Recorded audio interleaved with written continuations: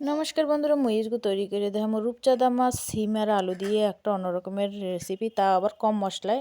মাছটারে লবণ হলুদ মরিচ মাখাইয়ে আমি তেলে সুন্দর করে ভাজি করে নিতে আসি। এই সাইডে মাছটা রান্না করতে কি কি সবজি আর মশলা লইছি দেখাই দিতেছি। লইছি সিম আর আলু, এগুলো মাছে চলে দিব। আর এই যে মশলা লইছি জিরা ফোড়নে, জিরা বাটা, আর লইছি টমেটো কুচি, আর লইছি হলুদ মরিচ লবণ।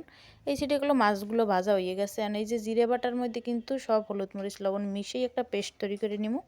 আর এই পাশে কড়াইতে কিন্তু সরিষার তেল দিয়ে দিছি ফোড়নে জিরাটা একটু ভাজা ভাজা হয়ে গেছে। আর এর মধ্যে দিয়ে দিলাম কিন্তু হলুদ মরিচ লবণ দিয়ে একটু লাড়াই চাড়াই এর মধ্যে দিয়ে দিলাম টমেটো কুচিটা দিয়ে মশলাটারে ভালোভাবে কষাই নিলাম। এই যে কষানো হয়ে গেছে, এই পর্যায়ে কিন্তু সিমের আলুটা দিয়ে দিলাম। সিমের আলুটা দিয়ে আর সিমের আলু ভালোভাবে কষাই নিতে হবে।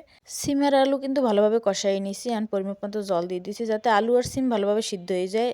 এই পর্যায়ে কিন্তু আলু আর সিম পুরোপুরি সিদ্ধ হয়ে গেছে, জলও কিন্তু কিছুটা টানিয়ে গেছে। আর এই পর্যায়ে দিয়ে দিব মাছগুলো দিয়ে কিছুক্ষণ ফুটাই নিব। তারপরে কিন্তু পরিমাণ মতো জল রাখতে ধনিয়া পাতা দিয়ে লামাই নিলে কিন্তু রেডি হয়ে যাবে মাছের ঝোল সামান্য মশলা দিয়ে। মুই এখানে কোনো রকম গরম মশলা ব্যবহার করিনি, কারণ শীতকালীন সবজি বা যে কোনো তরকারি রান্না একটু ধনিয়া পাতা দিলে দারুণ একটা ফ্লেভার আসে। তাই এটা ধনিয়া পাতা দিয়েই সামান্য মশলা দিয়ে রান্না করলাম এই মাছের ঝোলটা, কোনো রকম গরম মশলা ছাড়াই।